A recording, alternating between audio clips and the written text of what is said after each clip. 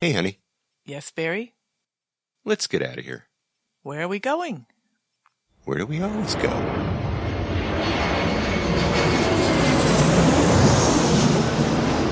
Fascina el viento, este ritmo de palmas, sin mi naturaleza, hasta encontrar la playa.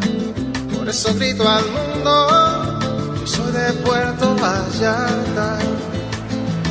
Samba de Puerto Vallarta, noche de arrullo en el mar. Samba de Puerto Vallarta. Hello, fellow travelers, and welcome to this episode of the Puerto Vallarta Travel Show. I'm your host, Barry Kessler, and I'm just so happy to be introducing you to my favorite vacation destination, and maybe it's even yours, and that's Puerto Vallarta, Mexico. The music you're listening to is performed by Alberto Perez, and Alberto is the owner of the Lapa Lapa group of restaurants. Those are the Lapa Lapa, Puerto Vallarta's oldest restaurant, and the famous Los Muertos Beach, and then there's the El Dorado Restaurant Beach Club right next door. So you can enjoy that fantastic view of the Los Muertos Pier, all lit up at night, beautiful colors, or during the day in its grand splendor for breakfast, lunch, or dinner, seated with your toes in the sand right at the water's edge. It's so romantic. It's so Puerto Vallarta, my friends. This week we are going to go to two places. First, we're going to go to a meet and greet over at Restaurant San Lucas, where you're going to meet a lovely couple, Marianne and Scott. They're from Sacramento, California. Marianne is a former TV morning news personality, and she's got a great voice for TV and radio. And her husband, Scott, well, he's a valley dude. He's a valley boy, just like me. He's my kind of guy. Then we're going to go to Bucerias. We're going to have an interview with my buddy Javier Oz. Javier specializes in tours that'll take you to the hidden beach over at Islas Marietas. And then he takes people on hiking tours, both easy and challenging. Javier is a good guy. You're definitely going to enjoy both of these interviews. But before we get to Javier and the hidden beach and to Marianne and to Scott over at the meet and greet, let's see what's happening this week in Puerto Vallarta, the 30th of September, 2022. And, by the way, happy International Podcast Day. On the 19th of September, Puerto Vallarta in western Mexico was rocked by a strong earthquake. It happened on the same day, actually, as two previous earthquakes happened in Mexican history, strangely enough. The quake measured 7.7 on the seismic scale, and its epicenter was about 250 miles south of Puerto Vallarta, about 50 miles off the coast of Colima. In Vallarta, almost everybody, with the exception of JR, almost everybody felt the earthquake. Buildings swayed, rooftop swimming pools sloshed, many building facades took a beating around town. People lost their potted plants as they toppled off and over, and, people's nerves got frazzled. Most of the big damage was experienced over in the marina area, where some condos took a beating. There is liquefaction going on there, and the estuary is not that far away. It's sandy, and it's not rocky like it is in town, but for the most part, things in Vallarta were stirred, shaken, and then steadied by beer and tequila. It was the afternoon, you know. There was no morning drinking going on there. They just did it the Vallarta way. But hey, what about that earthquake thing happening on the same date as two previous historic earthquakes in Mexico? That's kind of creepy, right? The Los Angeles Times asked in an article by Patrick J. McDonnell and Cecilia Sanchez pretty much the same question. They want to know, is September 19th cursed in Mexico? There have now been 3 major earthquakes on that day. Article is dated September 19th, 2022. Mexico City, a powerful earthquake shook western and central Mexico on Monday, the anniversary of shakes that killed thousands in 1985 and hundreds in 2017. Tens of thousands of fearful people poured into the streets in the capital and elsewhere as the ground began to shake at 1:05 in the afternoon. For a quake that the U.S. Geological Survey said was a magnitude 7.6, Mexico's National Seismological Service put that one at 7.7. The damage was surprisingly limited, with only one reported death.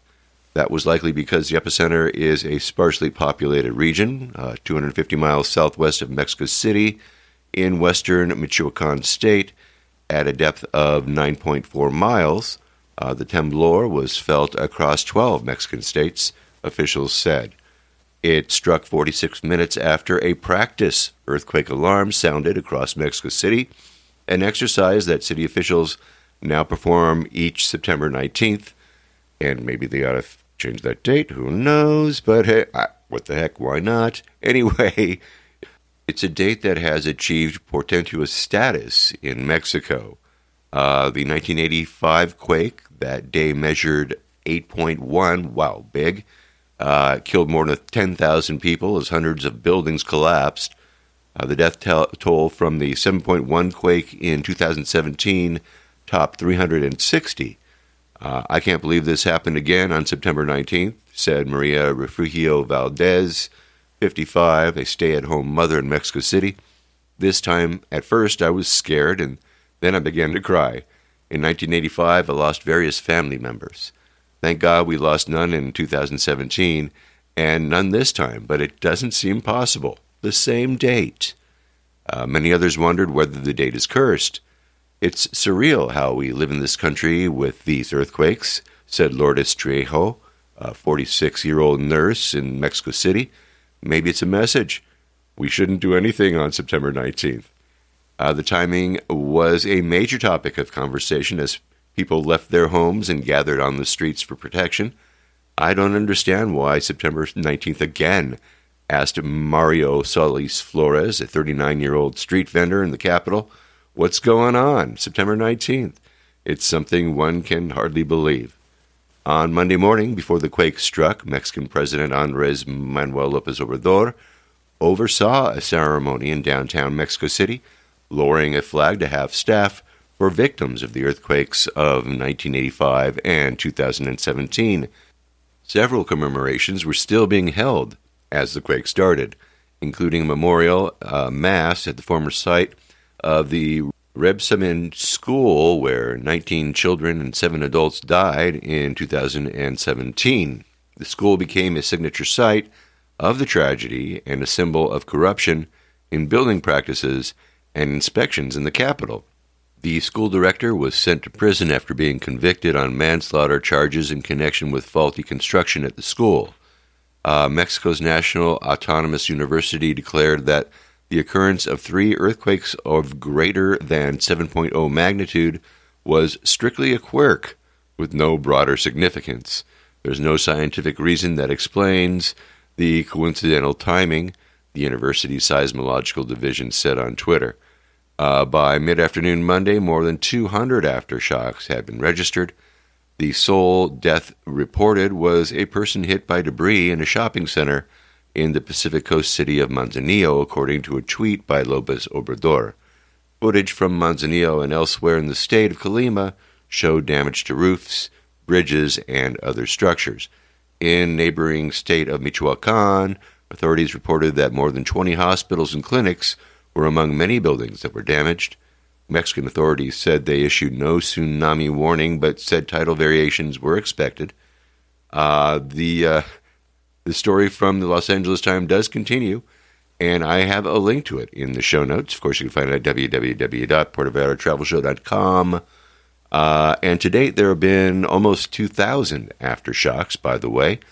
Earthquakes are very scary. I've lived in earthquake country for my whole life. I know the deal. But what a strange coincidence, wouldn't you think? Everything on the same date. And I guess if you live in Mexico, I imagine that you're going to need to go to bed pretty much prepared every September 19th. Just, mark a calendar, set your clock or something. And, well, speaking of setting your clocks, Mexicans will be doing away with the spring forward part of the time change thing. I've talked about this before, and it's finally happened. Mexico was toying with the idea of dropping daylight savings time, and now it's official. With a vote from the Federal House of Deputies and the stroke of a pen, with the exception of a few border towns, Mexico now will no longer be participating in daylight savings time. And so on the 30th of October, when all the clocks fall back, it will be forever back there. So last week, we had Tracy Willis from Coco Banana in Sayulita on the show. And if you had an opportunity to catch that conversation, you might have noted that, well, Tracy got a little bit hot under the collar about the state of the environment around Sayulita and so forth. And even though I sent her an edited copy so that she could listen to it and approve it before I put it in the podcast and aired it, even though I approved it, after I posted it, she reached out to me and she asked if she could do a do-over. And, I'm like, what are you talking about? And she says, well, I just don't like the way the tone of my voice was, she says, Barry. And I had kind of an epiphany about my attitude. And I told her, look, Tracy, that was a great interview. I loved it. But, at any rate, I promised her that I'd go back and I'd see her when I come back next month with Debbie. Even though Debbie says, don't bring your recording equipment, I'm going to bring it. And I'll get a quick segment in with a happy, cheery Tracy, who, I just love, by the way. And her coffee isn't bad either. And neither are her frozen bananas. So don't worry, Tracy. I'll be there and I'll get a little snippet from you of happiness, okay? Thank you for your interview last week. It was really, really something. Now, talking about last week I told you about my buddy Salvador Estrada. Salvador is the candy man on the Malecon. He sits in a wheelchair and sells candy and cigarettes and so forth. And I told the story about how he was, born in Puerto Vallarta and how he was living the American dream in Miami, Florida with a wife and a 6-month-old baby. And then one day he was robbed and he was shot. And it left him paralyzed and in a wheelchair for the rest of his life.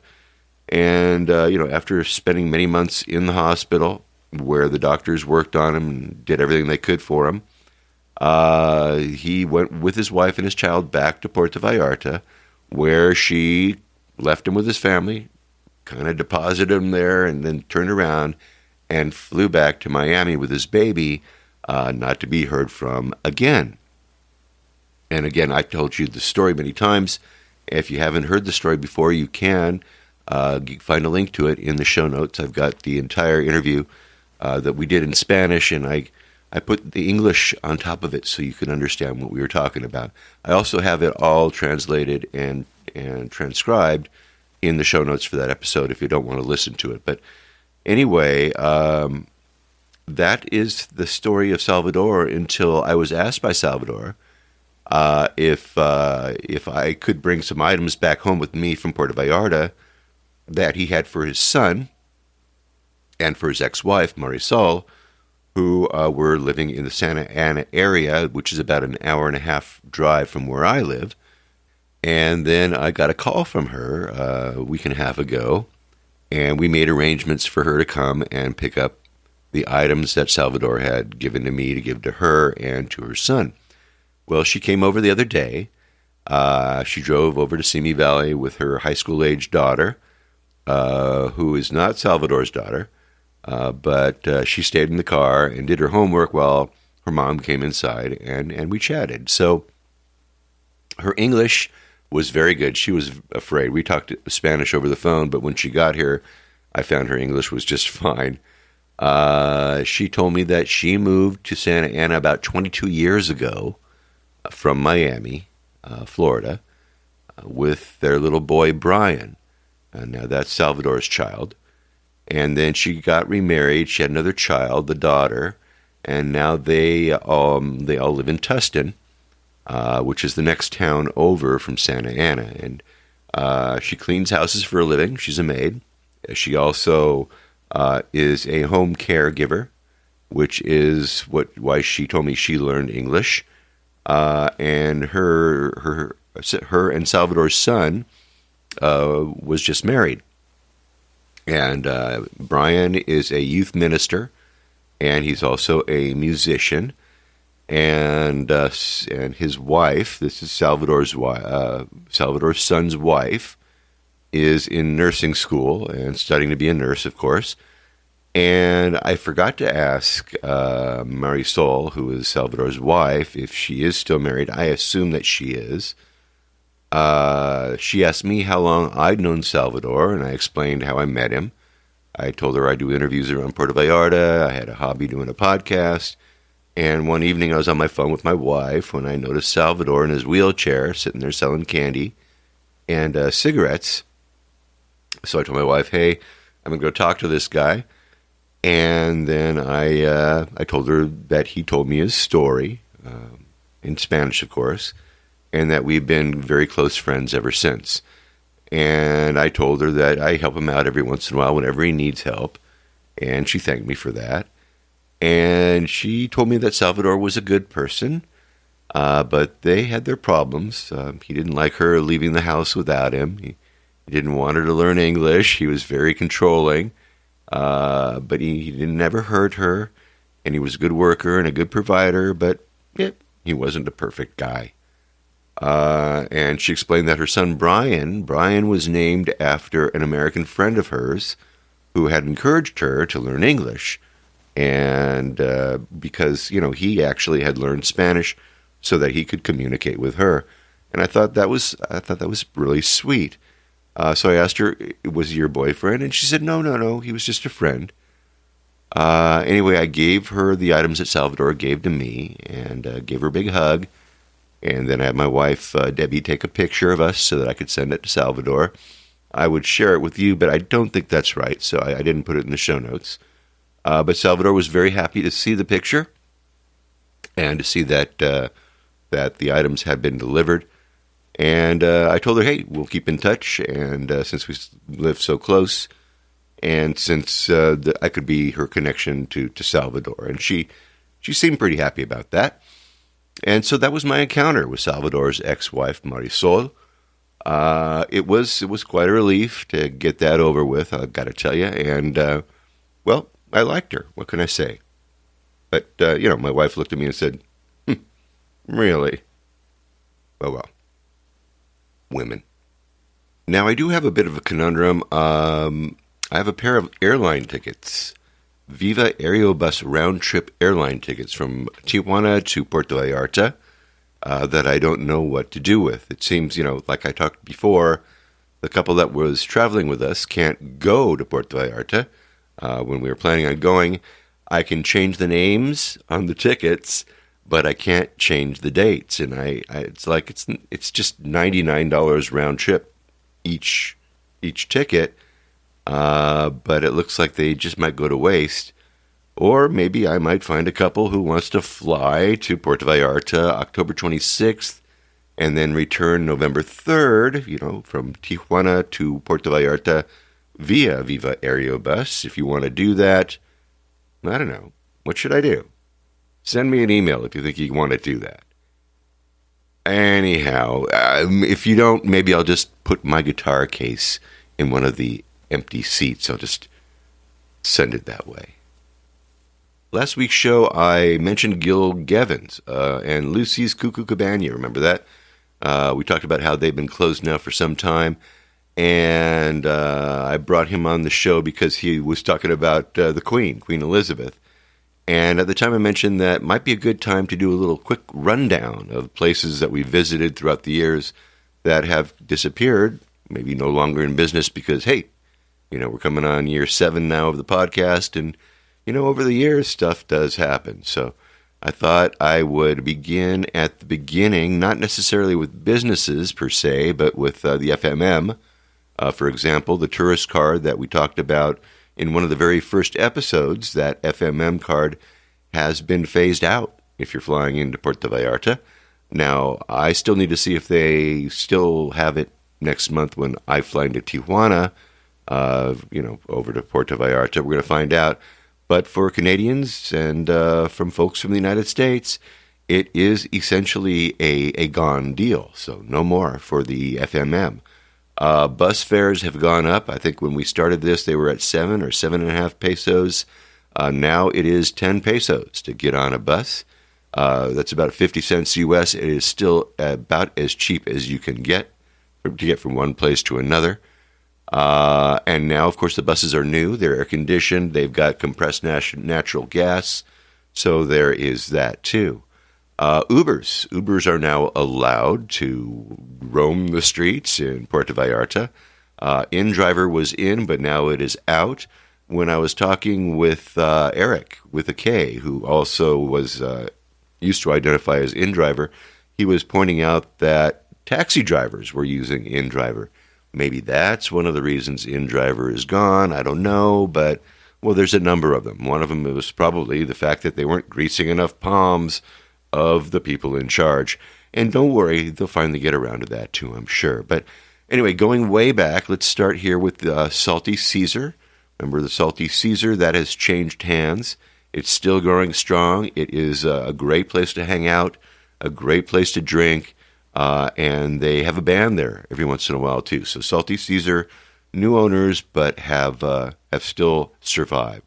El Arian, they closed. They're gone, but they now have a place called Aculo, which is not really a place, but they teach cooking classes and they cater parties and they do that kind of stuff. Lucy's Cuckoo Cabana, they are closed. Kelly's Por Favor Saloon and Cookhouse, they have a new owner. It is no longer Kelly. Kelly sold it. El Rio Barbecue was supposed to close this season, but it's going to be hanging around for one more last hurrah. So this is the final season for them. They're going to be opening the middle of October. I think it was October 15th is opening day over at El Rio Barbecue. Walrique, remember Walrique? That was Chris and Fabian's place. They closed. And then they opened that butterfly sanctuary, Mariposa Magico. And now they are back in the restaurant business. They are back with another Walrique. And it is also on Achilles Cerdan. It is in the romantic zone, just not the same spot. Barrio Vallarta. Remember the guy? He had food trucks in his place. That was a great place, actually. And it didn't last long, unfortunately. It was beautiful. He must have spent a fortune just decorating that place. But that is gone, Barrio Vallarta. Tunnel Road Barbecue. That was Jimmy Pluff's place where he did crazy barbecue over in Colonia Lopez Mateos. Boy, Jimmy could really cook up a mean barbecue. He could barbecue just about anything. And, of course, Jimmy and Francie and Francine over from Bonito Kitchen are busy running the Vallarta Food Bank. The Ramadas of Vallarta are still with us, but they are on the endangered species list. So, as I said before, if you are going to Puerto Vallarta this year, you might think about going to the Ramadas. If you've never been, or if you have been and you like them, get over there before they're gone. The Devil's Bar is still with us, but they're looking for a buyer. After 16 years of slinging firewater over on the Malecon, Alan and Melinda are looking to sell the bar and to retire. So if you've got any desire at all to run a bar in Mexico, this could be your chance. And if you like, I'll hook you up. And maybe we'll make a deal. Que Pasa. Que Pasa was sold by Scott. And Scott is now back doing full-time real estate. And the bar is now called the Oasis, Awasis, the Oasis Bar and Restaurant. And, well, that just happened. So get on up there and see what they've done over there where Que Pasa used to be. Say hi to the new owners. Bar Frida had to move again. And that just happened. They moved up the street to Carranza and Naranjo. That's pretty much the same area as the restaurants El Brujo and Bonita Kitchen are located, if you want to know what the landmarks are there. Unfortunately, Luis passed away Tom's husband, Luis, passed away not too long ago. In fact, in August, I was there for the memorial. It was very sad. Luis was young. He was like 56 years old, died in his sleep. But anyway, yeah, there you go. That is where Barfrida has moved. Maya, remember Maya Curtis? She's the young lady. She's the youngest gal who's been on the show. And she wrote for Vallarta Today. And she had to give up that paper because the people that, owned it took it back. And so she started her own, and she called it the Vallarta Bay Times, where she and her dad, Clark, what they do is they drop in on little hole-in-the-wall restaurants, little places all around Puerto Vallarta, and she does great reviews. Now, Maya is extremely shy, but I'm going to get her back on the show again. I tried not too long ago, and it was really hard, but we're going to get her back. You remember Miguel from Ferreria Tlaquepaque? Remember him? Well, Miguel he's moved to Guadalajara. Store is still going strong, but he is gone. Johnny Ventura, the beach vendor who Robina was trying to help.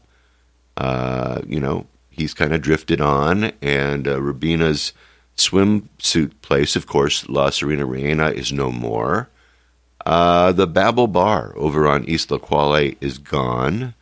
It is soon to be an Indian restaurant in a month or two. Even though, actually, when I was there back in August, it did not look like they were moving very fast on it, but I hope they get that done pretty soon. Let's see. Any others? No. That's about it I can think of. Anyway, that's all I can think of for now. And that's not bad. Over 230 interviews, and just a few have gone to the wayside. So not too bad. Now, some events. On November 2nd, the Isla Quale Restoration Activities Crew is having a Dia de los Muertos event. It's going to be called Isla de los Muertos, and the event will be taking place on the island from 4 o'clock in the afternoon until 10 o'clock at night. And they're going to have traditional Mexican food there. They're going to have music. They're going to have face painting where you can get your Katrina Calavera on right there on the island. They're going to have a Mexican loteria, which is Mexican version of bingo.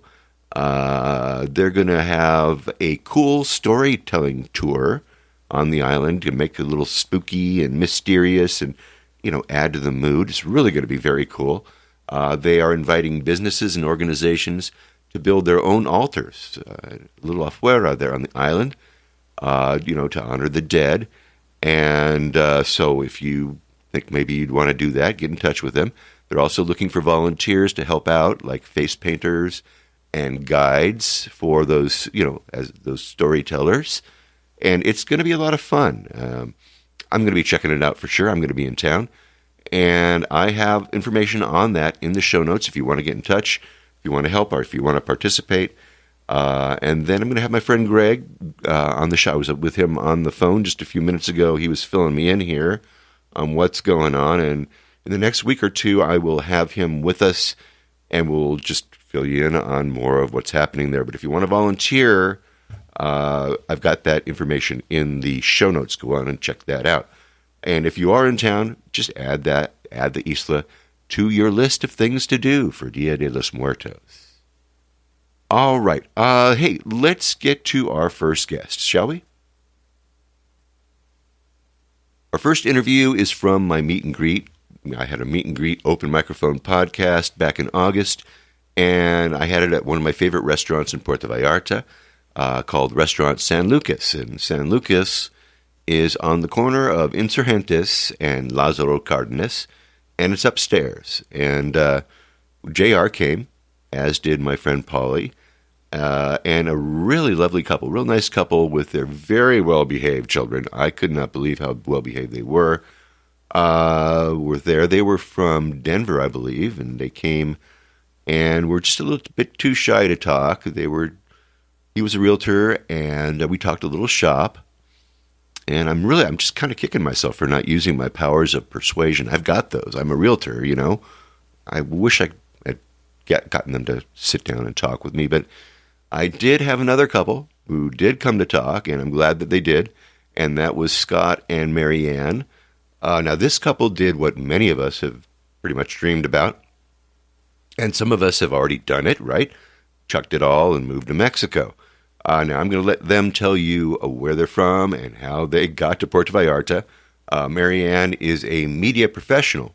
She spent many years in front of a TV camera, so you're going to find out this interview is so smooth because, well, she's a pro.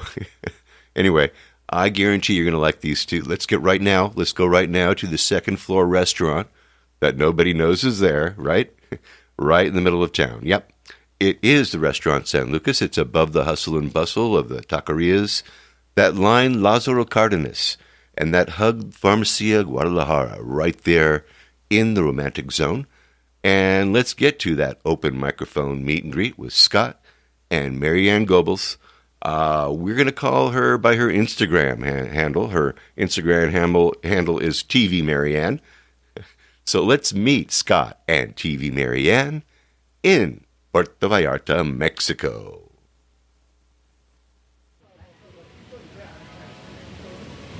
Marianne, Scott, thanks for coming on the show today. Sure. Nice to meet you. Thanks a lot. It's really nice to have listeners come and join us at these meet and greets. And we're at one of my favorite restaurants here, Restaurant San Lucas. And these are my first victims here. Oh. So, yeah. So, Marianne, tell us a little bit. You can start. Ladies first. Okay. Where are you from? We are most recently from Sacramento. I was born and raised in Seattle and ended up in Sacramento for work. Spent 25 years there before retiring with mi esposo and moved down here to Puerto Vallarta. Wow. All right. And Scott? Yeah, I'm originally a San Fernando Valley boy like yourself. Yeah. Made our way down here. Look, I recognize Scott. I know I've seen him around. Yes, exactly. We used to drive on down to Tijuana and Ensenada, when we were younger, and fell in love with Mexico that way and knew I wanted to spend some time down here. So after we retired, before we retired, we planned on coming down to Puerto Vallarta and live the dream. So had you been to Puerto Vallarta before, like many people, many times? We've been here a couple of times. I've been here before I met Scott. We came here together a couple of times with friends, and we were watching, like I'm sure other people have said, House Hunters International. Yeah. And they were featuring a couple that was looking for a house here. And we had initially kind of thought about maybe moving to Spain, maybe moving somewhere overseas like that. And we had just come back from a trip there and loved it. But it was a long trip, and all of our family is on the west coast of the U.S. for the most part. And when we got back, we were watching the show, and it just kind of struck us like, oh my God, it would be so much easier to stay on this side of the world. And how hard could it be to move there? What would we have to do? And we instantly just started researching it and kind of settled on Puerto Vallarta. And that was in 2017, and it took us 4 years before we made the move. Wow, okay, so you got here in 2021. Yeah, just about a year and a half ago. Oh, wow, okay, so right in the middle of the pandemic. Right in the middle of the pandemic. Yeah. All right, well, welcome to that. And we drove down here all the way. Really? Yeah. All right, so what kind of a vehicle did you drive down? A Toyota FJ Cruiser. Took us, about 5 days to drive on down, and it was a fun little road trip, fun adventure. We had a good time. So you left from California. What was your route? We went Sacramento to L.A. to see my mom, and then to Palm Springs to see her dad, and then we ended up in Nogales, Arizona, and then crossed early, first thing in the morning, 8 o'clock in the morning, crossed, and then spent the night in Alamos, and then another night in Mazatlan, and arrived here in PV the 5th day. Wow. So when you did that, because you've been down here a couple of times before, did you go, oh, that was pretty easy? Well, or was it not that easy? It was easy enough. I mean, we didn't have any bumps along the way except for the topes. Lots of those. I know, yeah. But it was, other than that, it was an easy drive. We had reservations along the way. We had read a lot, done a lot of research about making that drive. We learned some things along the way, about the like at the toll booths, how some of them are taken over by locals. That was relatively new information, and how to deal with that. So it was a smooth journey for the most part, and we were about 8 to 10 hours on the road, I'd say, every day. Yeah. We made a point to be where we were going to be by dark, Yep. and it's, people think it's because of banditos or something to stop and rob you. It's because It's a lot of things. It's a lot of things. It's the topes that you don't see hitting at 60 miles an hour. It's the farm animals that could be out. It's the fact that there may not be guardrails where you're going on that part of it. It could be rough road. It's just you want to be able to see where you're going. And Yeah. So we were tucked in after dinner every night and Yep. got here on the third driving day Wow. into Mexico. Yeah. All right. Well, okay. So from California, the Nogales route is the way to go. The Mariposa Crossing. Yes. Yeah, there are the two truck crossings. crossing. Yeah, there are two crossings, and we've heard people say take the Nogales crossing because it's a truck crossing, and so there aren't that many, I guess, just private vehicles like ours, and so Yeah, and we the- zipped on through. And the Mariposa Crossing is the truck route, and it goes around the town of Nogales, which you want to do. Yeah, okay. and then just took the 15D, the toll roads, all the way down. And we'd read that was the safest way to go, and it was most convenient for us, so it worked out really well. Yeah. Excellent. All right. Cool. All right. So you're totally retired here. What do you do? What do you do for fun? What are you doing? Well, we've learned to stretch out our day because both of our jobs back in California were very high stress, high performance, go, meet deadlines. I mean, down to the second. Well, you were telling me that you were a news lady. I was a newscaster in Sacramento for almost 24 years, and 12 years before that in other cities around the West Coast. Wow. Oh, so you're totally famous. I'm totally famous. Marianne. Look I'm at you. I have only had we joke about this everywhere we go, all around the world. Scott always thinks somebody will recognize me because our show is great. Can I mention the name of Yeah, the show? of course, It's sure. called Good Day Sacramento. Shut up, peeps! It's an awesome show. I started the show along with some other people back in 1995. We kicked it off, and it's still on the air over 25 years later. Yeah. And so you get recognized, don't you? Well, I do, but it had not happened here until about a month ago, and we were having dinner at Hacienda San Angel, and all of a sudden we hear, "Excuse me, oh my God!" And I turn around, and they said, "Are you?" My TV name was McClary. "Are you Marianne McClary from Good Day Sacramento?" We couldn't believe it. Like, That's great. wow, yeah, we couldn't believe it. But it's not that far from Sacramento, really. So I was surprised, but it was just a matter of time. I think. A lot of people from California. Yeah. Here. Absolutely. Yeah. Absolutely. All right. So did you buy a place, or are you renting? What are you doing? Yeah, we decided to rent. We figured that was the best way to go. Also, we think that our rental dollar goes farther than our purchasing dollar, and we don't know if we're going to stay here. We'll probably be here for 2 to 4 years, but we might want to go to Europe. We might want to travel around. Might want to go back to Pacific Northwest. So might as well just to rent. Keep your options open. Yeah, exactly. Is it because you're renters? Is it hard for you to get residency? No, it wasn't at all. It wasn't even a factor. Really? No, when we applied for residency, they want to know your address in Mexico, where you're going to be in Mexico, and we just provided an address. I don't even think they asked if we were going to own or rent. They just wanted an address. But Yeah. we worked with Felix Zarate, excellent attorney that you recommended on your love show, Felix. and we highly recommend him. Him and his team made it so easy for us Very easy. the whole way.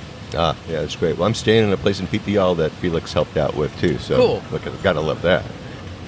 All right, so you're stretching out your days. Oh, our days, yeah, I forgot about our days, yeah. So how are you going to survive here without dying from alcohol poisoning and all that other stuff? How does this happen?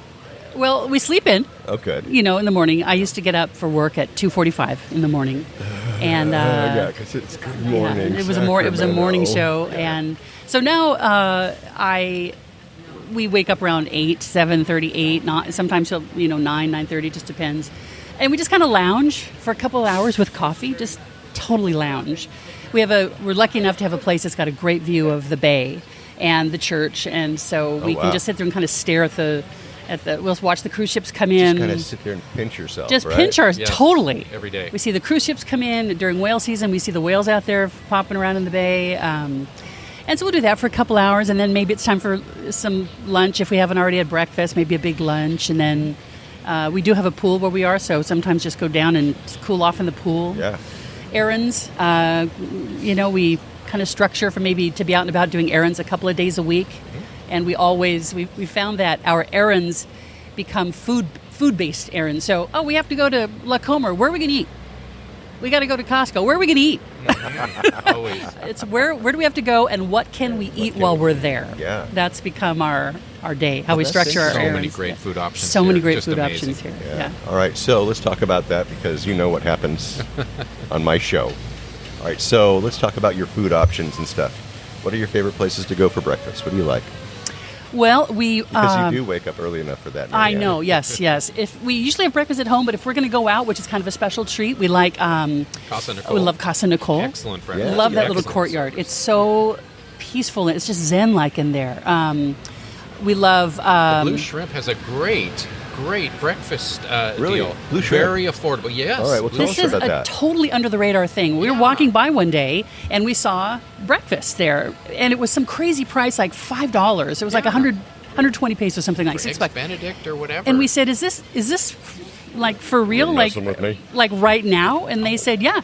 So we went up there, and you have a huge table for on the edge there, overlooking the beach. Nobody there on the beach yet, and breakfast for it was just Super it was so affordable, and it's like, wow, this is kind of a little secret, a little gem. So blue shrimp for breakfast. Blue shrimp Yeah. for We breakfast. also just went to, and we love Andariego, El Andariego Oh, yes. up in 5th of highway. December there. Yeah. Yeah. Oh my gosh, their fried tamales. I didn't know you could do that to a tamale. It's so good. Really? I It's gotta so check good. this out. Yes, so good. Love that. I make a really great tamale, but Fry it up. I'm telling you, put a tamales. little oil down, fry it up on both sides. It will change your life. It's Oh, next wow. level. Next level. It is So, next level. El Andriego. El Andariego. Okay, that's very That's a good cool. one. I love it. Yeah, and it's a mouthful too. It's great. What about lunch? Where do you go when you have to go out for lunch? You already said it. I'm mouthing it. Yeah, a lot of times when we go to lunch, we'll do the La Comer Costco run, and Versailles is such a great food neighborhood. It's wonderful. Our favorite seafood restaurant in town is Abulon, which is outstanding. Oh, my God. Outstanding. Family-run place. The family's from Yalapa. They rent some units over there. You may have mentioned them on your show before. I'm No, not I have sure. not. No, They're no. good. They're worth Excellent. talking No, I to. gotta Yeah, get they're over great there. family-run Yeah. business. No, Avalon. they're on my radar for sure.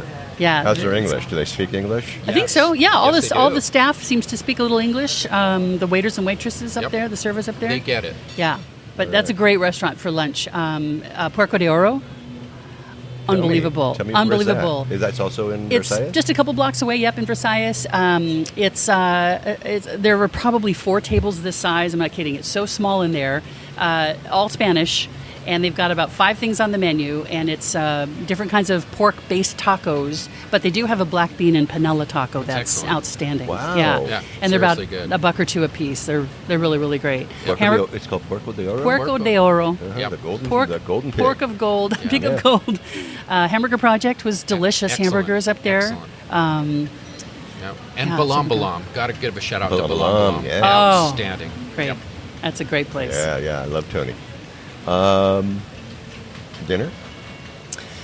Some of our favorite gin places. Well, we With the recently, iguana. if you're going to be top of- fancy, yeah, if you're going to go Would top of the love the line, iguana, That's date night material right there. date right? night, Yes. impress your parents when they come in from out of town. Yes, and restaurant week. And restaurant We week hit is it a up at Restaurant great Week 'cause time it's to a hit great up some of deal. these places. Yeah. Yes, absolutely.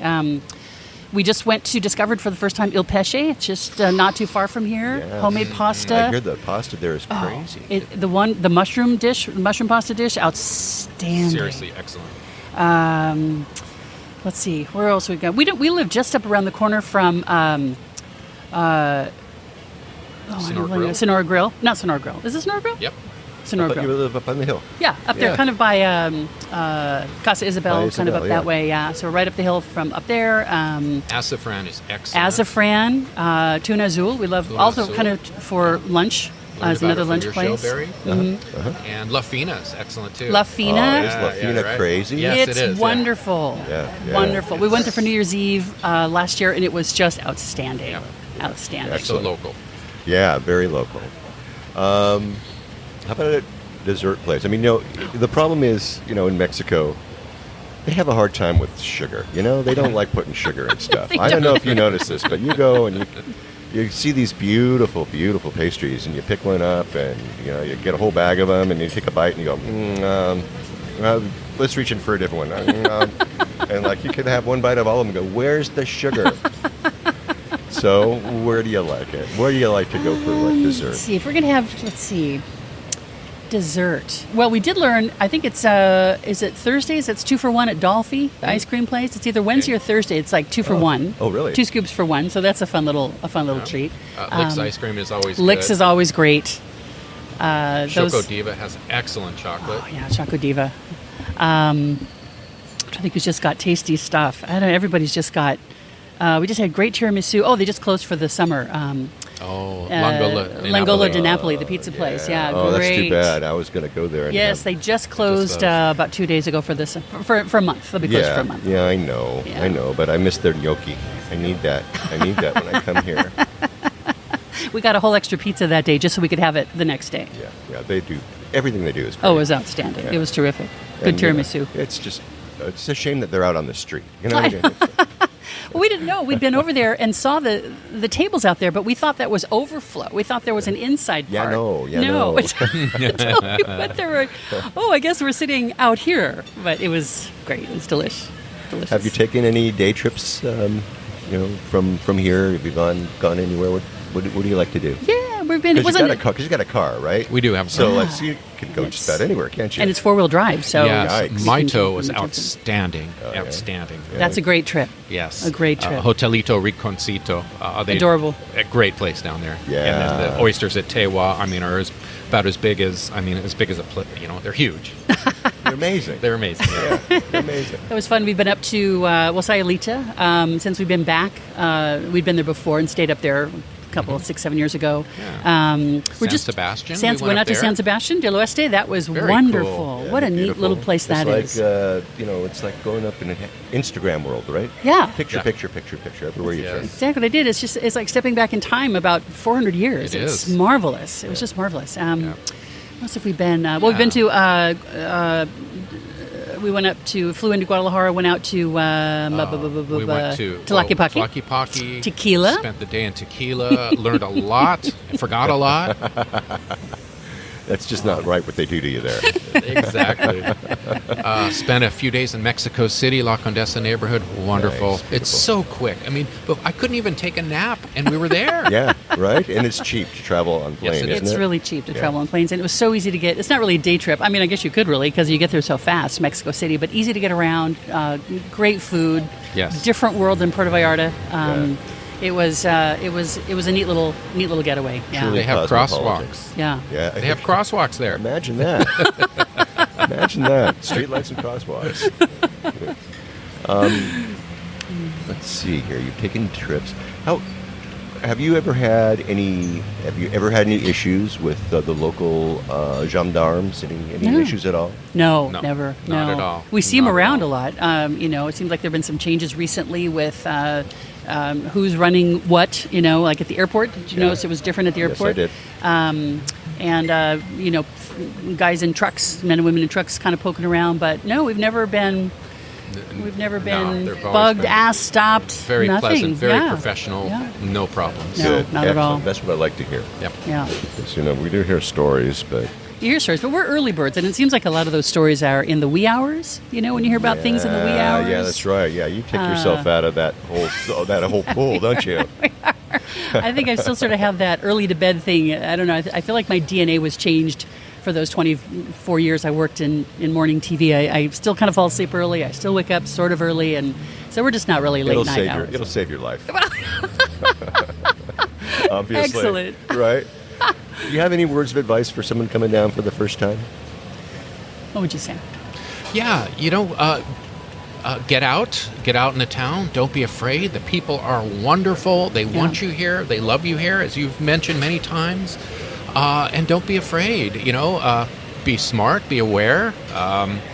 Keep your stuff with you. Keep an eye on your belongings, especially if you're in crowded places like the Malecón in a crowded hour. But enjoy yourself. Order something you wouldn't normally order. The octopus, the the bone marrow, whatever. It's wonderful. Yeah, I would say too, all that. And I am not a Facebook person, but I have learned a lot by reading other people's posts on Facebook about how things work here, what to know, like you mentioned, like when you're using an ATM, things like don't accept help at an ATM. Even if it looks like the nicest, most normal person you've ever met, don't accept help from somebody. Look both ways before crossing the street. Don't assume they're going to stop for you. That's for sure. I travel with my guardian angel all the time right here, and it's different driving here. It's different getting around here. So just be aware. But yeah, everything else, just keep an eye on your personal belongings, and just keep your head about you. And if you act smart, you'll be fine. If you behave yourself, you'll be fine. How about moving down here? What kind of advice would you give somebody who is thinking about moving down here? Do your research. We went from 0 to 60 on, initially hearing terms that we didn't even know what they were talking about, to now to the point where we could help somebody else do it if we had to. But we did a lot of research. It was, and really start planning it, I would say at least a year in advance, because you have a lot to do depending on what you're going to do. We sold our house and then lived in an apartment, and the plan was to live there for a year. And it ended up being 2 years because of COVID. And then we sold or stored the rest of what we had after we had a big estate sale in our house. And then we, just had a timeline. We had all our documents ready to go and our reservations ready to go, and just to be prepared for what to expect along the way. When we crossed the border, one piece of advice that we had seen was have an inventory of everything you have in your car that you're bringing with you, and give it kind of a garage sale value. They just want to see what it is. They might impose duty, they might not. There's really no hard and fast rules. Know what you're allowed to bring in, how much, how many electronics, what kind of food, can you bring alcohol, what about pets, things like that. And so we had all of our documents in a binder for easy reference. We could grab our marriage certificate, we could grab our marriage license, we could grab our inventory, we could grab our reservations and our lease for the place we were renting. And we had this all ready, ready to go. And we crossed the border at Nogales, and we pulled in. We got the red light. It's like at the airport, red light, green light. Yeah, you got that. We got the red border. light. Okay, yeah. We drove across, like, the oh booby man! Prize. Yeah, you got that. So we pull us over. We get into the little slot. We're waiting, and the women look over at us. They looked at everything in our car. It was 8:05, and they said the word we wanted to hear: "Pásale." And there you go. Go on. You're good. Pass through. So we didn't have to unpack the car, do any of that. We just kept on going. One other piece of advice: listen to Barry's show, because I'm serious. We learned so much from your show. Listening to your show, we already had a leg up on moving here and living here. Various resources, restaurants, bars, fun things. So it's been your show's been a huge value to us. Well, thank you so much really for that. Has. Is there something that you did that you didn't have to do and shouldn't have done? We did have to do, shouldn't have done. I can't think of any shouldn't have dones. People are. This isn't really quite the same, but people are surprised when the thing people always ask us is, well, have you been through a summer? Have you been through a summer here? Yes, we have. Last summer, we went through the summer, and we earned our stripes. It was tough. I'm not kidding. It was hard. Yeah. It was hot. It was humid. We had the bug of the month in the place. What is that? What is that? And what is that? What is that thing? It changes every month. It changes every month. Bug of the month. And just kind of how what time to do things, what time not to do things, how to prepare for, and but I don't think we've kind of gotten into any trouble or anything like, oh shoot, nope, shouldn't have done that. Not at all. Okay, good. That's what I like to hear. No. Have I missed anything? Do you guys? Is there anything else that you wanted to add? I don't think so. I would say, the thing that people always hear when we tell our people back in the States that we live here, what? Aren't you afraid? Aren't you scared? We're like, no. I mean, are you? You live here. It's where you live. It's your neighborhood. We tell them, no. Puerto Vallarta, and people say, oh, the other thing. Oh, Puerto Vallarta. Oh, that's not Mexico. Oh, that's not Mexico. It isn't? Then what is it? Yeah. And I think what they mean is, it's a tourist town, so it's different. It's not really different than it's. No. There are a lot of tourist things, and there are people looking to make a buck off you, and there might be some things where you just have to, no gracias, but But you walk, 6 blocks inland from the beach, and you're clearly in Mexico, You're clearly which in is Mexico. a wonderful thing. Yeah, and it's great. We shop at the Emiliano Zapata Market. We pop into a little place on the corner for tacos or hit the carts. People don't want to do food carts. Like some of those places, as we learned on your show, have been there for 50 years. They're delicious. Oh, yeah. Eat at a That's my street. first stop. Eat at a street taco place. What's your favorite place to street taco Street stand? tacos. Right down the street there is a lady who has Tuito tacos. So she's got a charcoal grill, and that she charcoal grills all of her meats. Her meats are wonderful, and so they make these. Everything they make is delicious. So that's the last taco stand. The last taco Okay, stand on the going row? up the street. Yeah. That's my favorite. The Dorado tacos anywhere in town, they're just outstanding. And it's an inexpensive way to eat. Yep. And people say, "Oh, do you take a taco tour?" No, we can give a taco tour though. But we could take you on Sure one. could. But no, we're not afraid to live here, and we just mind our P's and Q's and behave well, and we don't, pull that I'm an American stuff, and we just try to be part of the community and enjoy it here. We're guests here, Yeah. and Mexicans are internationally famous for being such wonderful hosts, and you just want to appreciate that and respect the people and respect the culture and try to learn and understand it, and it's a wonderful experience. And we're trying to learn Spanish. A little more Spanish than we know would be helpful. We're getting when there. you get there, it'll be wonderful. Wow. Well, I want to thank you both for coming on the show. You two are full of wonderful information. It's going to help a lot of people. Thank you. And I really appreciate your coming and talking with us. So thanks. You're for welcome. Thank Thanks you, for Barry. having this Thanks for meet and having greet. us. Nice to meet you.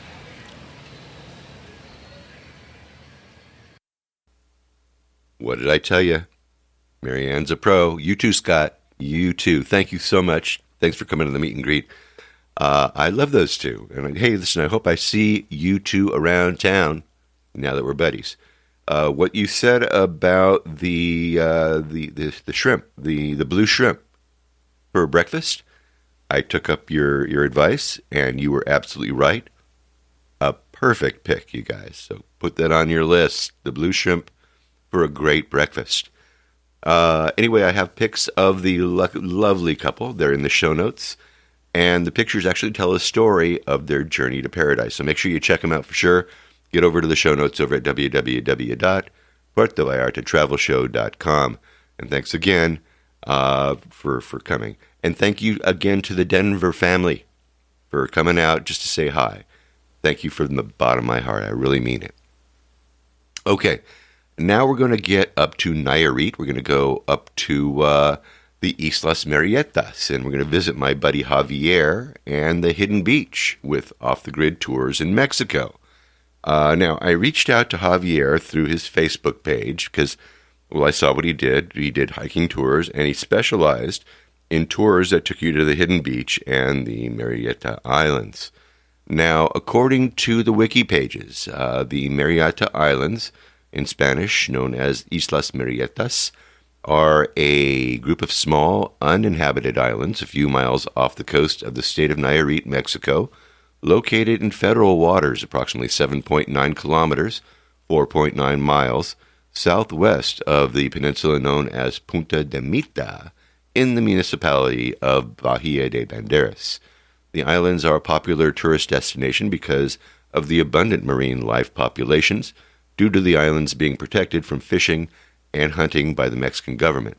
The ocean water depth around the islands is between 70 and 110 feet.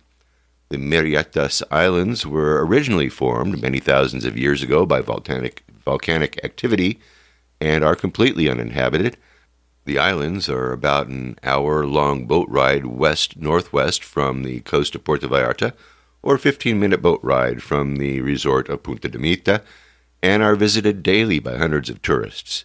However, visitors cannot legally set foot on the islands. All right, well, Javier will tell you more about the islands and about his hikes coming up next. We met over at El Brujo over in Bucerias, which was an excellent choice. And the food and the atmosphere was the best. So you're going to hear waves in the background because we have an ocean view table right there over at El Brujo.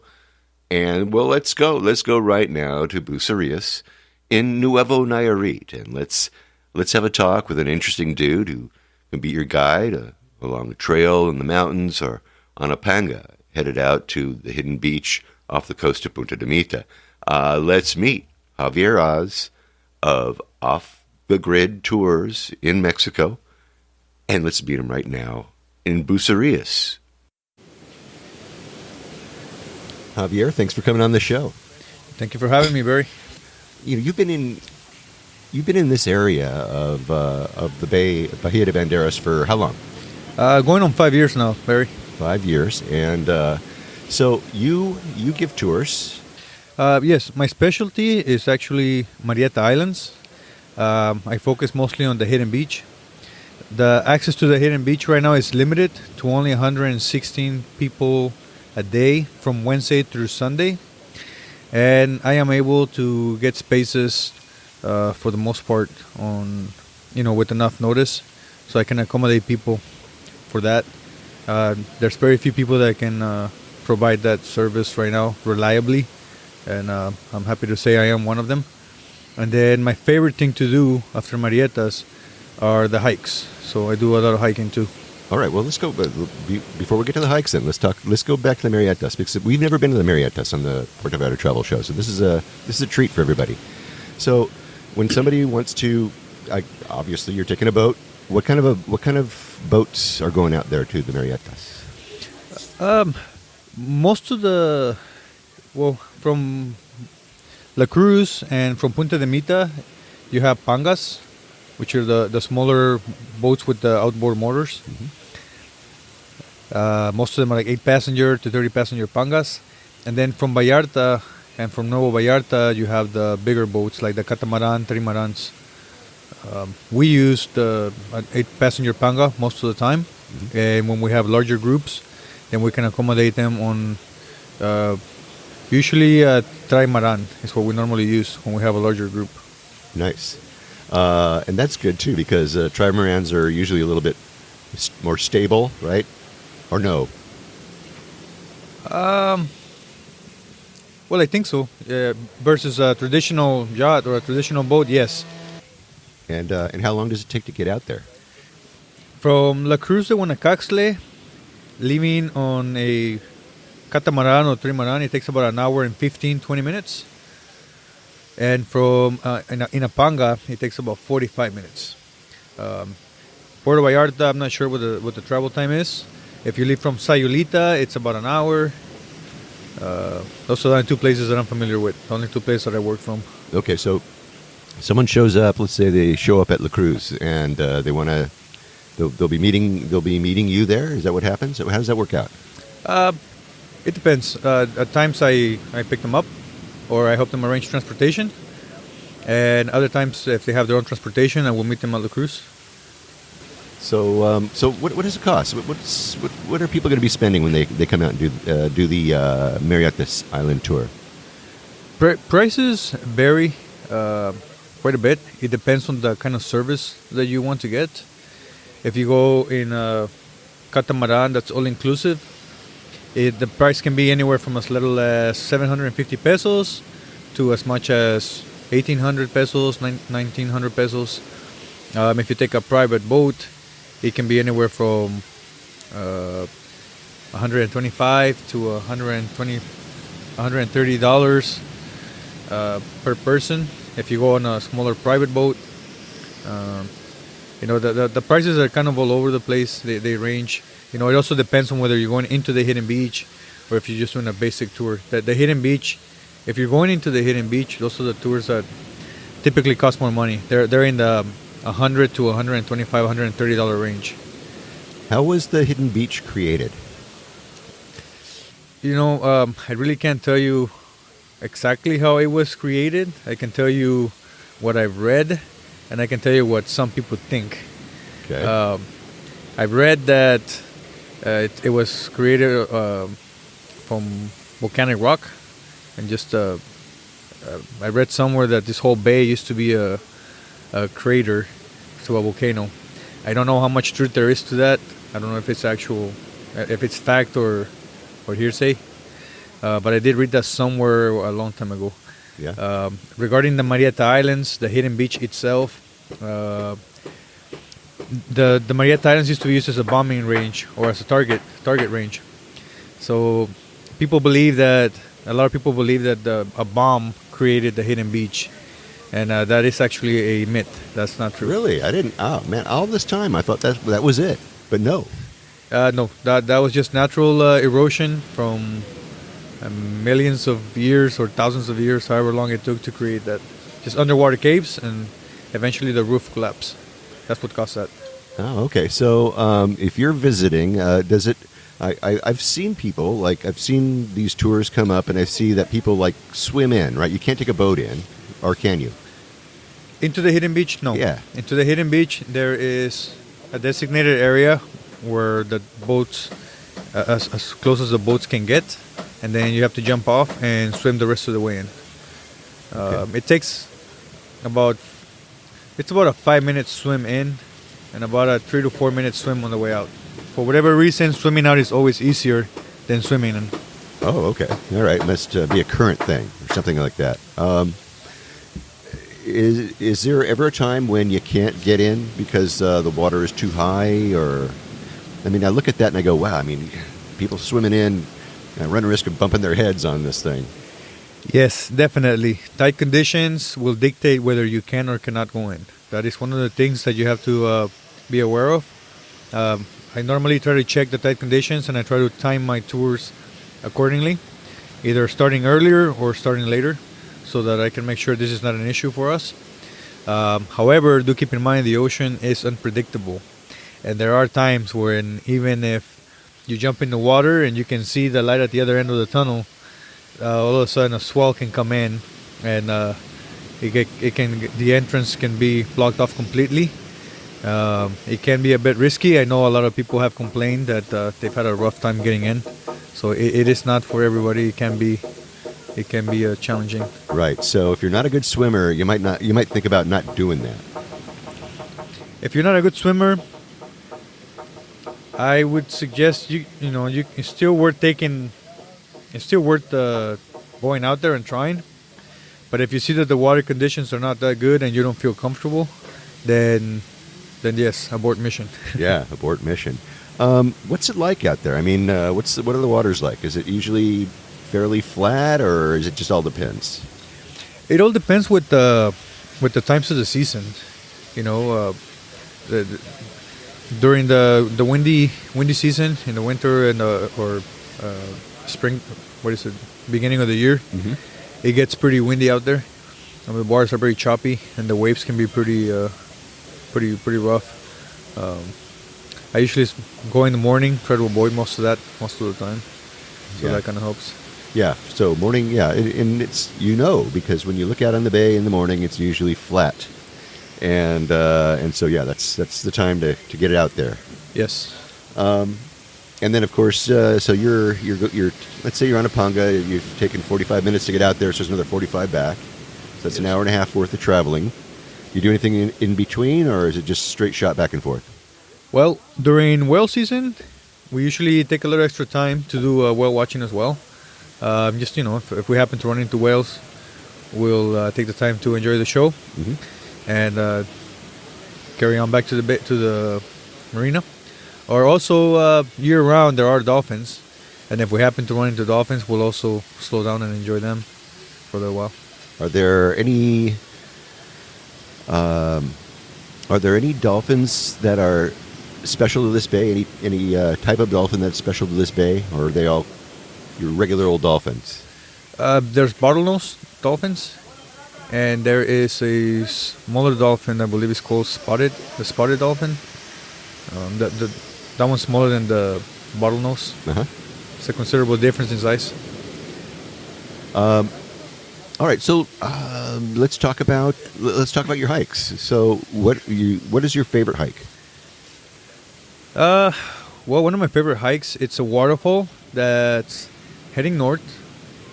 It is from Puerto Vallarta. It's about a 3-hour hike. When I started doing it, I was going out of Sayulita. So from Sayulita, it's about a 2-hour hike. I know from Puerto Vallarta, it's a bit more. I'm not going to tell you the name of the waterfall. Okay. And I'm not going to tell you the exact location because I don't want it to become super popular. Okay. It is, the reason why it's one of my favorite places is because it is remote and it is kind of hard to get to. And most of the time when I go there, I have it all to myself. It's a beautiful place. It's just... I think if too many people go there, it will lose its magic. So. And that's up here in Buceria. Where is it exactly? I mean, not exactly, but give me an idea of exactly. Did I say exactly again? Of where it is?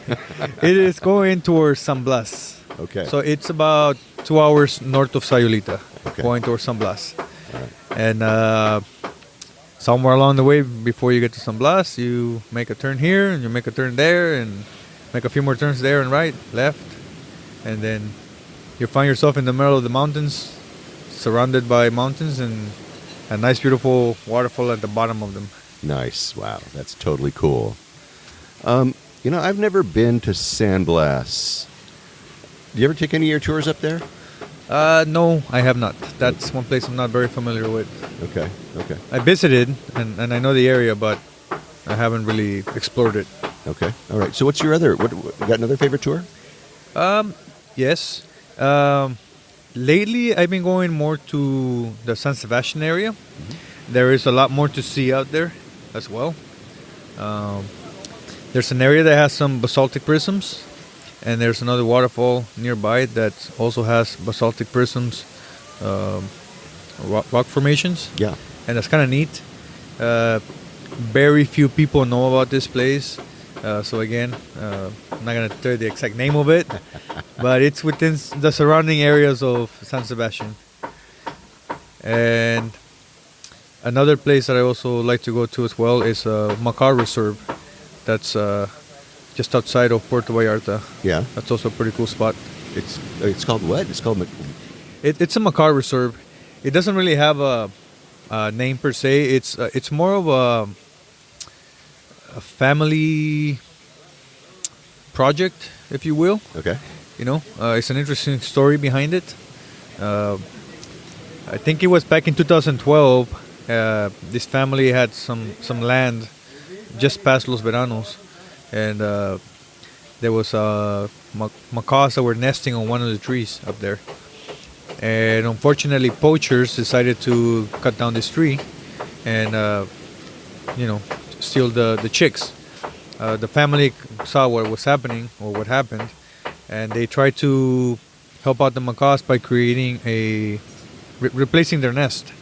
And we'll make a long story short, the macaws came back, and then they saw other macaws in the area, so they put up another artificial nest, and more macaws started to come around. So that evolved from 2 nests to several artificial nests, but made from wood as close as they could to replicate their original nest. Mm-hmm.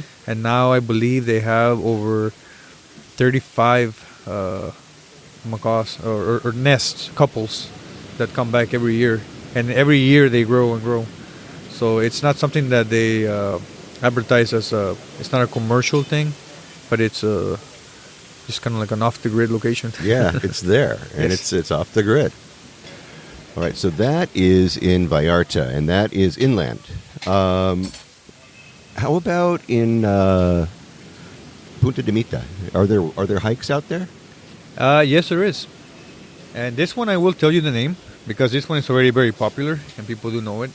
Monkey Mountain. Monkey Mountain is probably the most popular place to go hiking out there.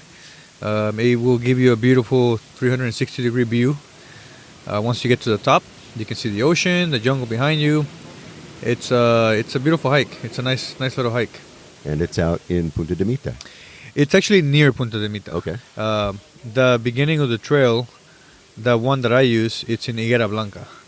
And there is another trail entrance, or there was. I haven't been there in a long time through that side, but there used to be at least a trail that started between Higuera Blanca and Sayulita.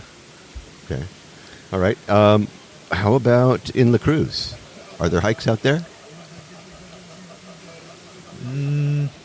Not really. No, not that I know. There are beaches that like a few secluded beaches that we can hike down to, but they're small hikes. They're maybe like a 15-minute walk to get to the beach. Okay. If somebody was going to, they didn't know where they were going to go, and they wanted to have your advice because they're going to be meeting with you and going on a hike. How do you do that? How do you determine where to take these people? Well, when they ask me for suggestion, I ask them, the first thing I ask is what's their physical condition. That's very important because some of these places can be a bit of a challenge. Steep hills, steep climbing, we will sweat. I have hikes that are easy, flat ground, maybe 30-minute walk on fairly flat ground. Then I have some hikes that can be pretty challenging. The most challenging I have is in Miss Maloya, and that's probably a 3 to 4 hour hike each way. So first to determine their physical abilities, and then I also determine how much time they want to spend out there, because I do like to go to places that are very off the grid, and these are usually anywhere from an hour to 2 hour drive, 3 hour drive even. So that will also really dictate. Off the grid. Yes, really off the grid. But I promise that all these places are worth the drive and worth the effort to get to. Okay, good. And all you have to do is tell Javier, how healthy are you? How are your knees? How far can you go? How long can you last? So you let him know, and that way you'll have a good experience. Yes. Are there any other hikes that you'd like to tell us about before we go off into the town here in Nayarit? Well, the best thing I can do is, if you want to know about some of these off-the-grid places, is just ask me, because a lot of them I don't really advertise,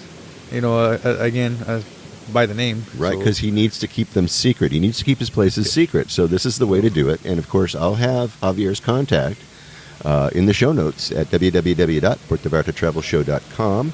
You'll find them under Off the Grid Tours, and I might even have some pictures of some of these places that he's talking about. So you might share some of those photos with me, and I'll put them into the show notes, and you can find them there as well. So excellent.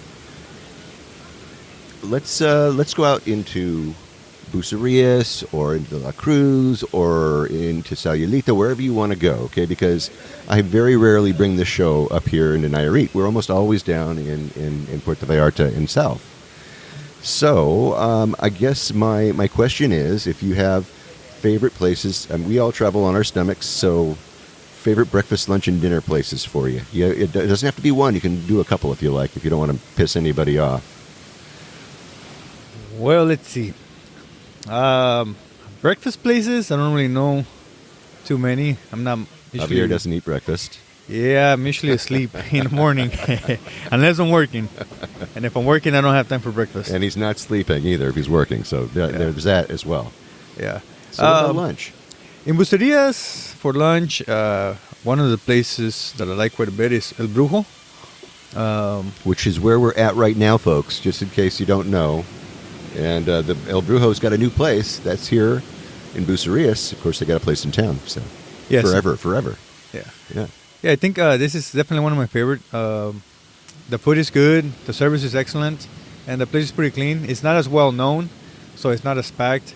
It's away from the square, so it's a little more quiet, other than the ocean waves. Yeah, so that's kind of nice. It's awful. Yeah, those ocean waves. What's going on? Stop that.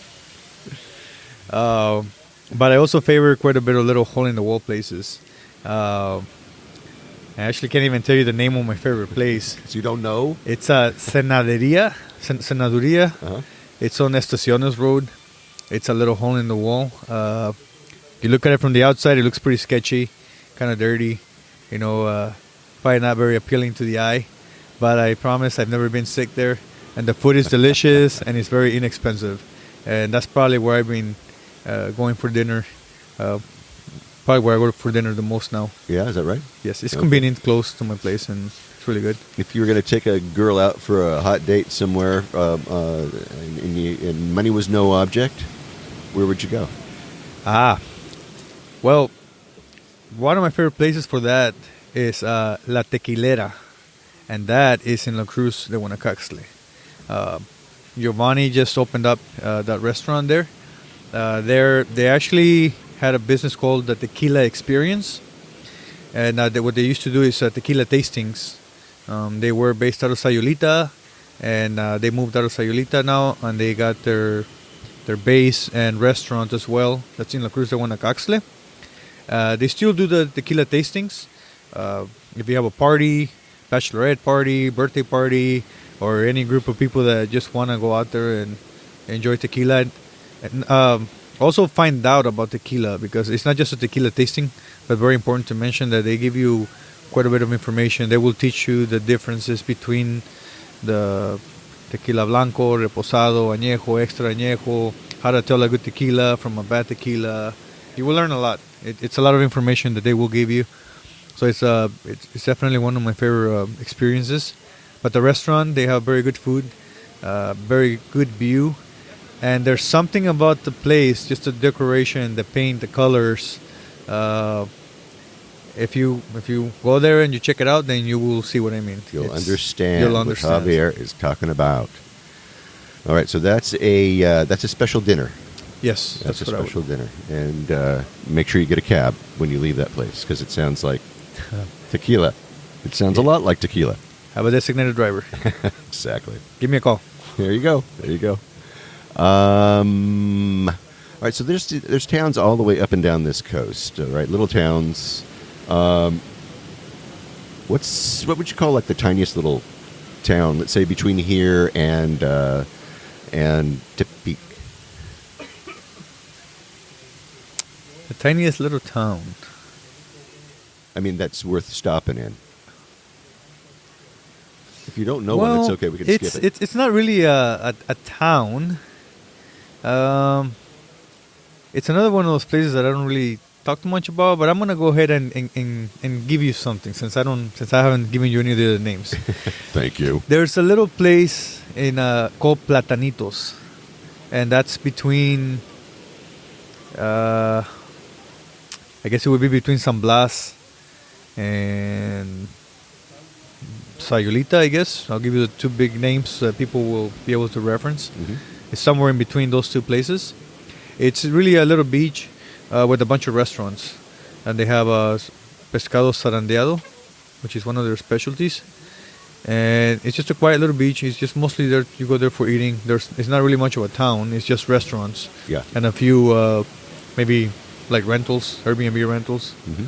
But it's a quiet little place. Good for swimming. Good food. So that is Vallarta of old. So places like that, those are the kind of places that you want to seek out.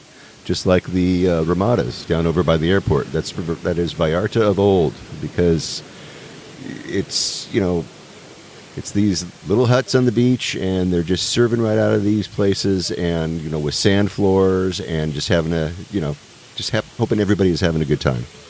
I remember when Punta De Mita, there were no buildings, and we would go out there, and they had the same kind of setup out there. So they just kind of moved it up north, it sounds like.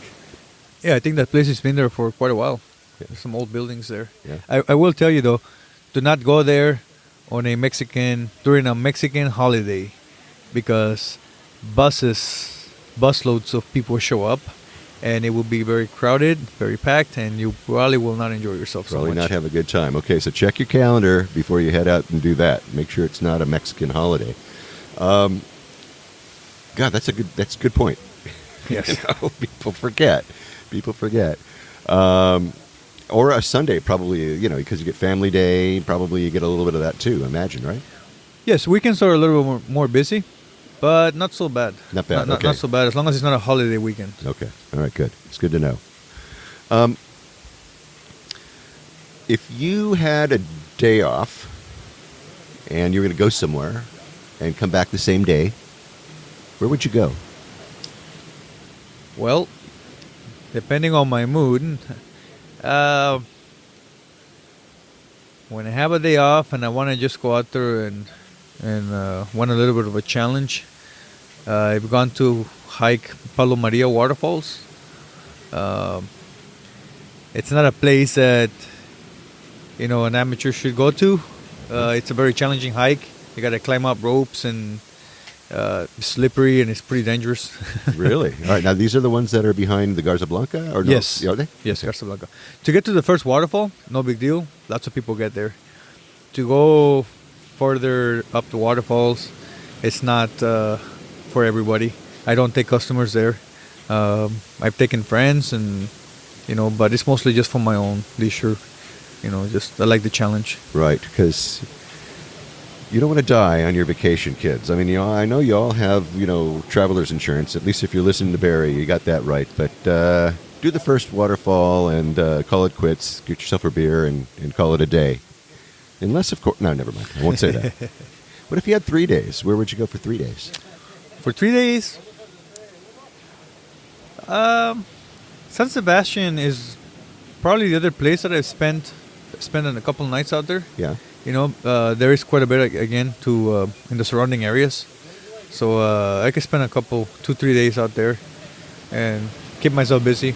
Yeah, you could take a day trip from there, from San Sebastian. You can go to Mascota or Talpa, or what else they got there? They got Herba Buena out there, right? All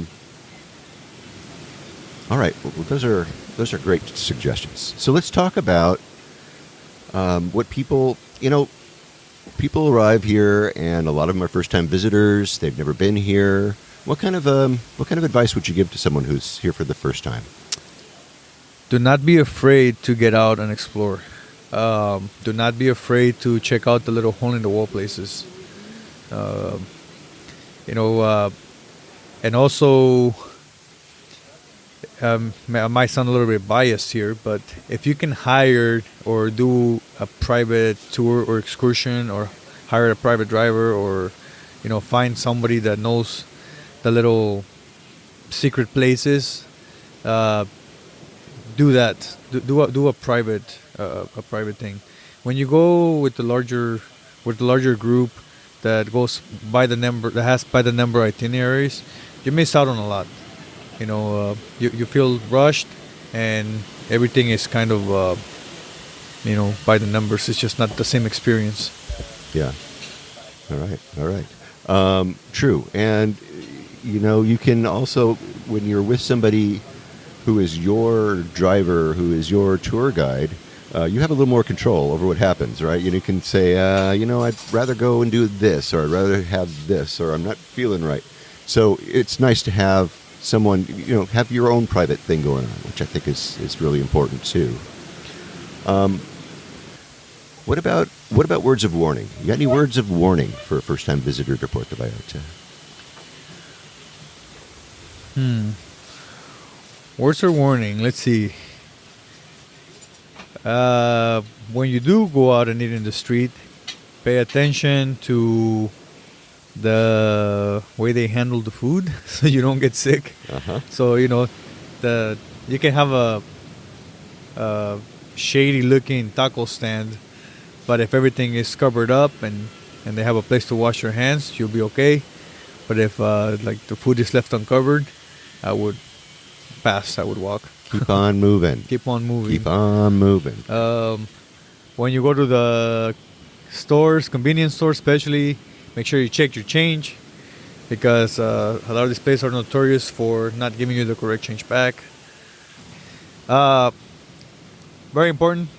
Unfortunately, in Mexico, pedestrians do not always have the right of way. So look both ways before you cross the street. Pay attention to the signals, and red doesn't always mean that a car is going to stop. So please be very aware of your surroundings. Excellent. And now one more thing too. Make sure that you keep your purses zipped up, and don't carry your cell phone in your back pocket. Vallarta is relatively safe, and crime is not really too much of an issue, despite what you might see on the news sometimes. But obviously, a lot of people sometimes find opportunities. If they see an opportunity, they'll take it. So don't be inviting people into your purse if you're walking around with the zipper open and money visible. Yeah, good point. All right. Watch all that, and I guess another thing that you might also add is when you're walking out of the ATM booth, make sure you got your money in your pocket before you walk outside, and put everything away. And while you're still in the booth there, in the bank or wherever it is that you're doing your transaction. All right, so let's get back to Off the Grid Tours. Tell us how we can find you and how we reserve a tour. Right now I don't have a storefront. I just work basically through Facebook and from referrals. Previous customers, they refer me to their friends. And my Facebook page, you can find me at Off the Grid in Mex. If you type that into Facebook, that's one way to find me. And you can also reach me by phone. I do have WhatsApp, or you can reach me directly, or even Telegram now that's becoming more popular. So I'll have those in the show notes. I have your phone number in the show notes for the WhatsApp, for everything else. So actually, it's your regular phone number for WhatsApp. Yep. What is the other thing? Telegram? Oh, yeah, Telegram now. Okay, all right. Who knew? Now that everybody's getting away from WhatsApp, okay, more people are switching over to Telegram because of the privacy. Oh, new privacy rules and all that. Really? Okay, is this a Mexican thing too? No, it's all over the U.S. or everywhere. Is it? Okay, all right. So I'll download the app and I'll be ready for the next person who says, "Hey, I don't use that WhatsApp anymore. We use Telegram." It seems to be going there because I guess now that advertising, WhatsApp is sharing more of your information, and they're gonna target the advertising or. Well, it was bought by Facebook for billions of dollars. Come on, of course they need to make some money here. So come on, they're making their money back. Those face bags. All right, well, great. I will have all that information in the show notes, and of course, feel free if for any reason you can't get a hold of Javier, let me know, and I'll hook you up too. So that's not a problem at all. Is there anything else you wanted to add before we said goodbye today? Yeah, sure. With me, I usually do one tour a day, unless it's something that I cannot do, and then I will recommend you with somebody else, like for larger groups. If you want like a private catamaran or something. But most of the stuff that I do myself, it's only one tour a day.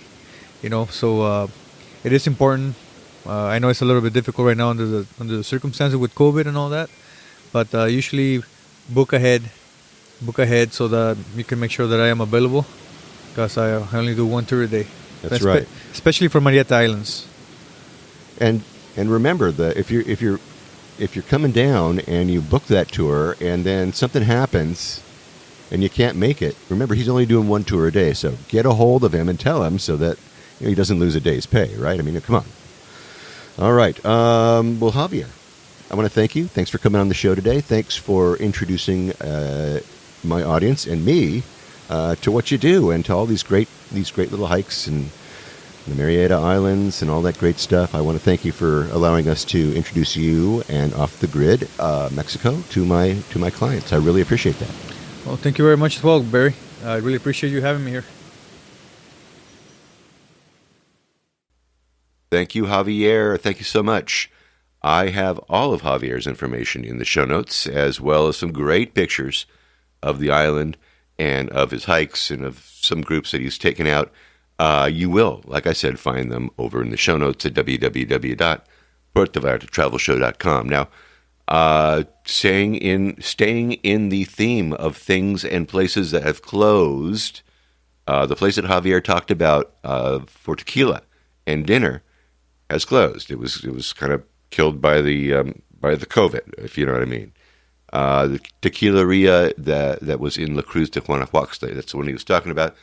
But Javier tells me that he is still slinging tequila, that his buddy is still doing it, and he has a business called the Tequila Experience, and it's a private tequila tasting tour where they will come to you or you can come to them and learn about tequila in a fun and an educational way. And I have a link to Giovanni's tequila tasting tours and his Facebook page in the show notes as well. Okay. Well, you know what? That should do it for today. I should say so. It's been a long one. Next week, stay tuned for more on-the-ground reports from Puerto Vallarta, Mexico, with travel tips, great restaurant excursion ideas, and more. But until then, remember that this is an interactive show where I depend on your questions and your suggestions about all things Puerto Vallarta. If you think of something that I should be talking about, well, please reach out to me by clicking on the Contact Us tab and sending us your message. And remember, if you're considering booking any type of tour while you're in Puerto Vallarta, you must go to vallartainfo.com. That's JR's website. Make sure you reserve a tour through him right from his website. And remember, this is a value for value proposition. His experience and on-the-ground knowledge of everything Puerto Vallarta in exchange for you making a purchase of a tour that you would do it anyway. You're just doing it through him as a way of saying thank you. Thanks, JR, for being our guide. It costs no more than if you were going to use someone else, so do it, really. And when you do take one of those tours, email me about your experiences. Maybe you can come on board and share with others what you liked or didn't like about the tour. Again, contact me by clicking on the Contact Us tab and sending off a message. And don't forget, he's got his maps, his DIY tours, his revitalized happy hour board, and more. I have links to all of those in the show notes. And once again, if you like this podcast, please take some time and subscribe and follow and share it with a lover of Puerto Vallarta, right? Or just give me a good review wherever you happen to be listening. That way we can get the word out to more and more people about the magic of this place, Puerto Vallarta, Mexico. And remember, I made it easy for you to do just that with each episode I create. But if you haven't been to my website, you really need to have a look there. I have links to the places that we talk about, interesting pictures and more, right there in my blog posts and in the show notes for each episode of the show. So check them out for sure if you haven't already, all right? All right. Thank you to Scott and Marianne Goebbels for coming on over and meet and greet, sharing your move to paradise with us. It was great information. And thanks for listening to the show, too, you guys. And thank you to Javier Oz and Off the Grid Tours in Mexico and Hidden Beach Adventures. Javier is a really great guy. He'll take great care of you, I promise. You can find all of his contact information, as I said, in the show notes over at www.puertovallartatravelshow.com. And hey, thanks to all of you for listening all the way through this episode of the Puerto Vallarta Travel Show. This is Barry Kessler, signing off with a wish for you to all slow down, be kind, and live the Vallarta lifestyle.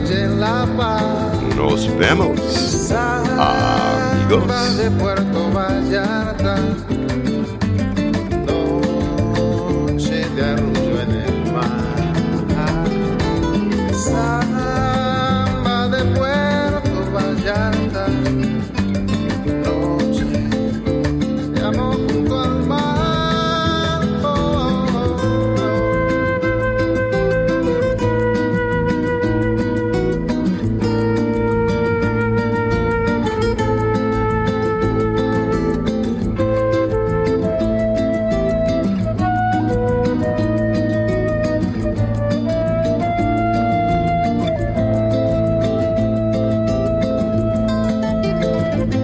solo camino interno por la playa, me encuentro junto al río cuando todo está en calma. De pronto cae la noche, me brillas Puerto Vallarta.